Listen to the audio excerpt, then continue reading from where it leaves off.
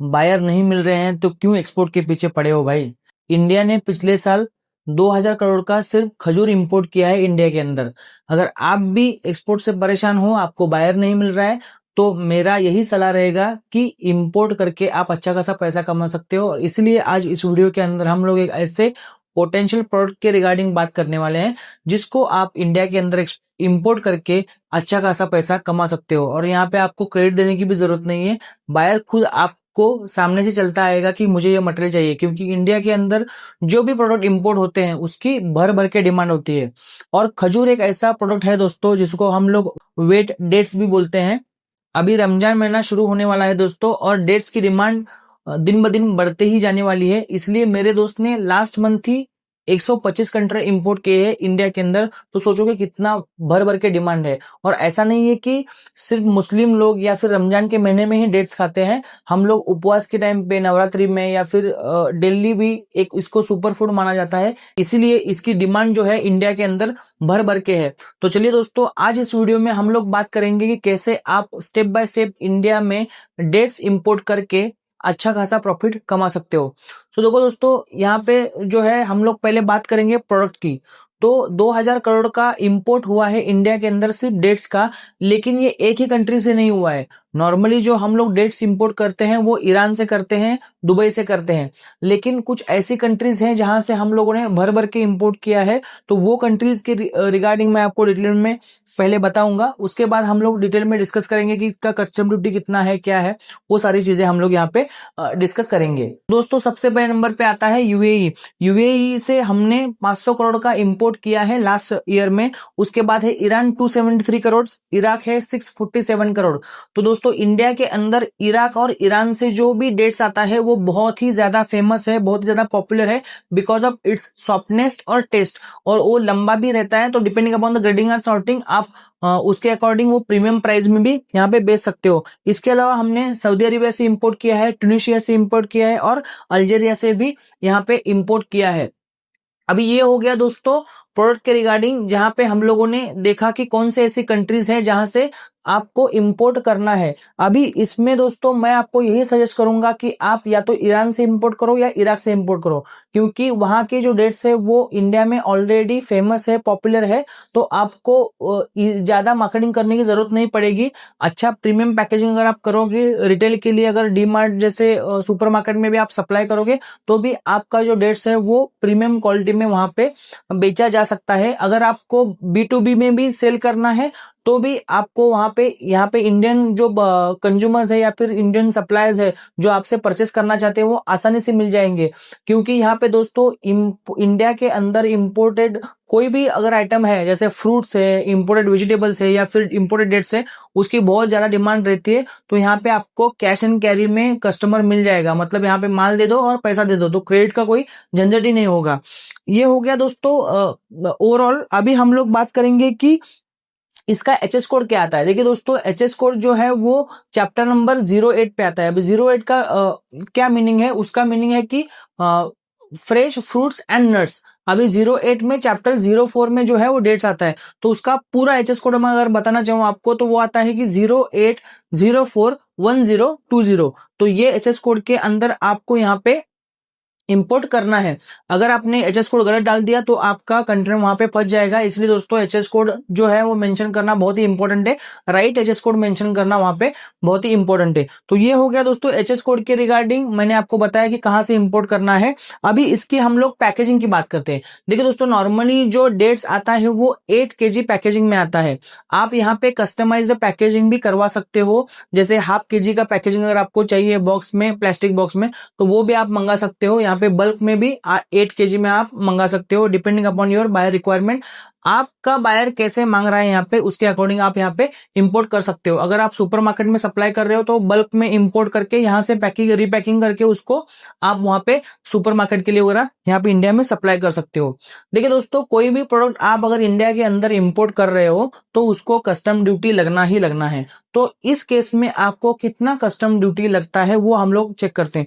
देखिए दोस्तों, मैंने डीजीएफटी की वेबसाइट पे चेक किया, 0804 ये HS कोड डाल के, तो मुझे पता चला कि इसके ऊपर अगर आप ईरान से इंपोर्ट करते हो, मैं ईरान की बात कर रहा हूँ, बाकी कंट्रीज की अलग हो सकती है, लेकिन अगर आप ईरान से इंपोर्ट करते हो तो ईरान से आपको यहाँ पे 20% जो है वो आपको कस्टम ड्यूटी पे करनी होगी, प्लस जो है वो GST आपको अलग से लगेगा।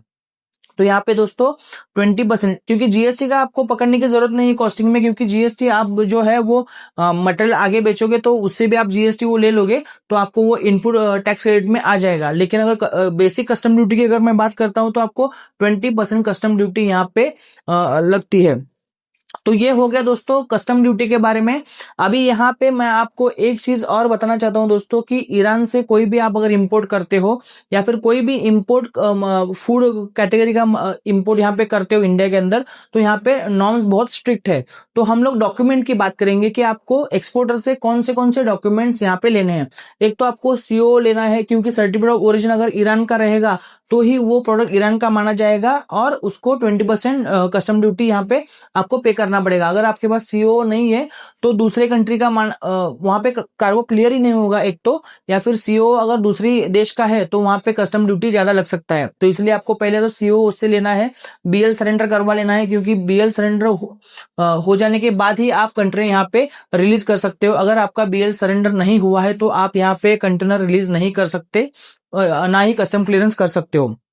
उसके बाद आपका आता है फाइटोसैनिटरी सर्टिफिकेट। जी हाँ दोस्तों, ये जो है वो अपना फ्रूट्स एंड नट्स में आता है, प्लांट बेस्ड प्रोडक्ट में आता है, तो इसके लिए आपको फाइटोसैनिटरी सर्टिफिकेट भी सप्लायर से जो है वो लेना है कंपलसरी। ये 3 डॉक्यूमेंट जो है दोस्तों आपको कंपलसरी लेनी है। अभी इंडिया के अंदर अगर आप कोई भी फूड कमोडिटी इंपोर्ट करते हो तो यहाँ पे 2 चीजें आती है, एक तो आपका फसाई आता है और दूसरा आता है फाइटोसैनिटरी का डिपार्टमेंट। अभी यहाँ पे फसाई क्या करता है कि अगर उनको कुछ प्रॉब्लम लगती है मटेरियल पे तो वो लोग बोलते हैं कि एक बॉक्स में से कुछ सैंपल लेके वो टेस्टिंग के लिए लेके जाते हैं।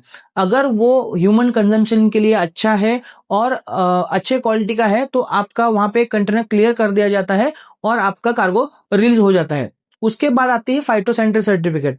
फाइटोसैनिटरी सर्टिफिकेट भी यहाँ पे जो है वो चेक किया जाता है और फिजिकल एग्जामिनेशन भी कभी कभी ऑफिसर्स करते हैं। तो इंपोर्ट करते टाइम पे ये ध्यान रखना है कि फसाई और आपका यहाँ पे फाइटोसैनिटरी सर्टिफिकेट आपको फाइटोसैनिटरी डिपार्टमेंट से आपको एनओसी लेना बहुत ही मैंडेटरी हो जाता है।